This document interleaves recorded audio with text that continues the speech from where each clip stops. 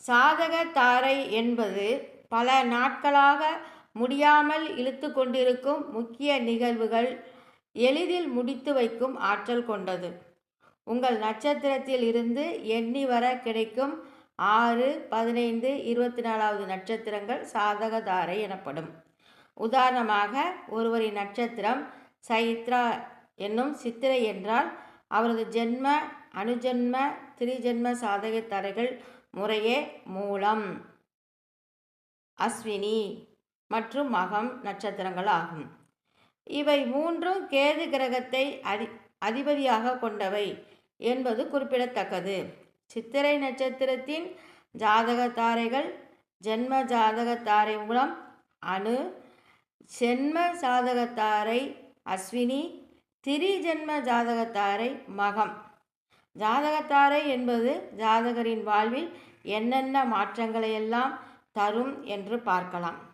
இக்கட்டான அல்லது கண்டம் தரும் சூழலில் சிக்கி இருக்கும் பொழுது ஒருவருக்கு ஜாதக சூழல் நல்கும் நட்சத்திரம்தான் சாதக தாரை. அதாவது உங்களுக்கு சாதக தாரையானது மிகப்பெரிய பாதுகாப்பை கொடுக்க வல்லது. எதுவும் பயமின்றி கடப்பதற்கு துணை நிற்கக்கூடியது. பிறப்பு ஜாதகத்தில் இருக்கும் பலவித கடுமையான தோஷங்களையெல்லாம் போக்கும் வல்லமையும் சாதகதாரைக்கு இருக்கிறது. சாதகதாரை என்பது குறித்து சோதிட சாஸ்திரம் இப்படியெல்லாம் விளக்கியுள்ளது. ஆகவே சாதகதாரை தோஷம் போக்கும் தாரை என்று அழைக்கப்படுகிறது. சாதகதாரை பலன்கள் நீண்ட காலமாக இருந்து வரும் சிக்கலுக்கு தீர்வு, தோஷ நிவர்த்தி, சாதக சூழல்களை ஏற்படுத்தி கொடுத்தல், முடிவெடுக்கும் ஆற்றலை வளர்த்தல். சாதகத்தாரைக்கான 2 புராண உதாரணங்களை சொல்கின்றேன். மணிகண்டனின் பெயர் ரகசியம். மணிகண்டன் என்ற பெயர் மணி ப்ளஸ் கண்டம் என்று பிரிக்கலாம். கண்டம் என்றால் கழுத்து என்று பொருள். எனவே இந்த பெயரின் விளக்கம் மணியை தனது கழுத்தில் தாங்கியவர் என்பதாகும். இந்த மணி வடிவம் ஏன்?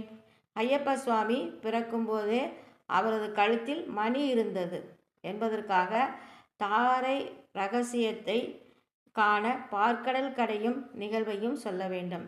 அமிர்தம் உண்டால் அமர வாழ்வு பெறலாம் என்ற நோக்கத்துடன் அசுரர்களும் தேவர்களும் பார்க்கடலை கடைந்தனர். அவ்வாறு கடையும் போது முதலில் ஆழகால விஷம் வெளிப்பட்டது. அந்த விஷத்தில் இருந்து சிவபெருமான் உலகை காத்தார் என்கிறது புராணம். இந்த நிகழ்வின் கடைசியாக தன்வந்திரி பகவான் மூலம் அமிர்த கலசத்துடன் வெளிப்பட்டார். அமிர்த கலசம் வெளிப்பட்டதும் தேவர்களும் அசுரர்களுக்கும் அமிர்தம் உண்பதற்கான சண்டை ஏற்பட்டது. அப்போது அசுரர்கள் ஒருவரான ஸ்வர்ணபானு என்பவர் எவருக்கும் தெரியாமல் கலசத்தை கடத்தி சென்று விட்டார். இதனால் அதிக வருத்தத்திற்கு தேவர்கள் உள்ளானார்கள். அமிர்த கலசம் திரும்ப பெற வேண்டி தேவர்கள் திருமாலை வேண்டினார்கள். அவர்களது கோரிக்கையை திருமால் ஏற்றுக்கொண்டு அனைவருக்கும் மயக்கம் அழகிய மோகினி வடிவம் எடுத்தார். சொர்ணபானுவிடமிருந்து அமிர்த கலசத்தை பெற வேண்டி மோகினி வடிவத்துடன் அவர்கள் முன் தோன்றினார் திருமால். அவர்களை மயக்கும்படி நடனம் செய்து அமிர்த கலசத்தை மீட்டார் திருமால். இருப்பினும் ஒரு துளியளவு அமிர்தத்தை உண்ண முயன்ற சொர்ணபானுவின் தனது சக்கராயுதத்தால் தலைவேறு உடல் வேறாக வெட்டி சம்காரம் செய்தார். இருப்பினும் அமிர்தம் உண்டதால் சொர்ணபானுவின் தலை மற்றும் உடல் உயிர்ப்போடு இருந்தது. அதாவது வெட்டப்பட்ட தலை தனியாகவும் உடல் தனியாகவும் இருந்தது, உயிர்ப்புடனும் இருந்தது. இதை கண்ட திருமால் பாம்பின் தலையை சொர்ணபானுவின் உடலுக்கும் பாம்பின் உடலை சொர்ணபானுவின் தலைக்கும் பொருத்தினார். இவ்வாறு ராகு மற்றும் கேது என்று பெயர் கொண்ட நவக்கிரகங்களில் இருவரும் சேர்ந்தனர். இந்த நிகழ்வுக்கு பின்னர் மோகினி என்ற அவதாரத்தின் நோக்கம் முடிந்தது என்று பெருமாள் நினைத்தார். அப்போது அங்கே வந்த சிவபெருமான் மகிரிஷி என்ற அரக்கியை பற்றியும் அவள் பெற்ற விசித்திர வரத்தை பற்றியும் விவரித்தார். அந்த அரக்கி பெற்ற வரம் என்ன தெரியுமா? திருமாலுக்கும் சிவபெருமானுக்கும் பிறக்கும் குழந்தையால் மட்டும்தான் தனக்கு இறப்பு நிகழ வேண்டும் என்று இயற்கைக்கு மாறான அரிய வரத்தை பிரம்மனிடமிருந்து மகிழ்ச்சி பெற்றிருந்தார்.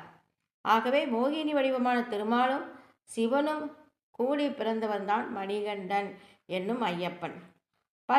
பங்குனி மாதம் உத்திர நட்சத்திரத்தில் உதித்தவர் மணிகண்டன்.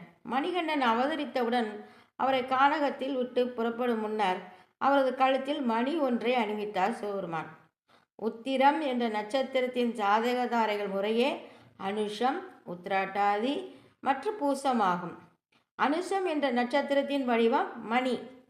கானகத்தில் விலங்குகள் மூலம் வரும் ஆபத்துகளிலிருந்து பாதுகாக்க அனுஷ நட்சத்திரத்தின் வடிவான மணி உதவியது. இதன் மூலம் ஜாதகரை இக்கட்டான சூழலிலும் பாதுகாப்பு தரும் என்பதை உணர முடிகிறது தானே. பெருமாளும் நாக வடிவமும். பெருமாளின் நட்சத்திரம் திருவோணம் என்று புராணங்களில் சொல்லப்பட்டு வருகிறது. பார்க்கடலில் பள்ளி கொண்டிருக்கும் பெருமாளின் திருவோணம் நட்சத்திரத்தில் சாதகதாரைகள் ரேவதி, ஆயில்யம் மற்றும் கேட்டை ஆகும். இந்த ஆயில்யம் என்ற நட்சத்திரத்தின் வடிவம் படம் எடுத்த பாம்பின் வடிவமாகும். ஆகவே பெருமாள் தான் படுத்துறங்கும் நட்சத்திரமாக அனந்தன் என்ற படம் எடுத்த பாம்பின் வடிவத்தை தேர்ந்தெடுத்தார். மேலும் பெருமாள் எடுத்த கிருஷ்ண அவதாரத்தில் மதுரா நகரத்தின் சிறையிலிருந்து வசுதேவர் குழந்தை கிருஷ்ணரை கூடையில் வைத்து கோகுலம் நோக்கி புறப்பட்டார். அப்போது காரிருள் சூழ்ந்த நள்ளிரவு, அத்துடன் கடும் மழையும் பெய்து கொண்டிருந்தது. அந்த சமயம் யமுனை நதியில் வெள்ளப்பெருக்கு ஏற்பட்டிருந்தது. இந்த இக்கட்டான சூழலில் பச்சை குழந்தையான கிருஷ்ணரை கூடையுடன் தனது தலையில் வைத்து யமுனையை கடக்க எத்தனித்தார் வசுதேவர். அப்போது யமுனை நதியில் இருந்த ஆதிசேஷ நாகம் வெளிப்பட்டு குடை போல படமெடுத்து குழந்தை கிருஷ்ணரை சூழ்ந்து பாதுகாத்தது. இதனால் மழை மற்றும் வெள்ள நீரினால் கிருஷ்ணர் எந்த பாதிப்பும் அடையாமல் வந்து சேர்ந்தார்.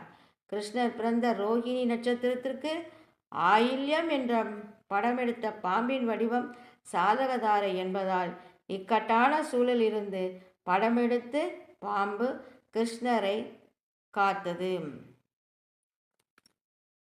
இப்படியாக ஜோதிடத்தில் ஒவ்வொரு நட்சத்திரத்திற்கும் சாதகதாரை நட்சத்திரங்கள் உள்ளன. அவற்றை சோதிடர்களிடம் மூலம் கேட்டு தெரிந்து கொள்ளலாம். இதன் மூலம் உங்கள் நல்ல ஆதரவை தெரிவியுங்கள்.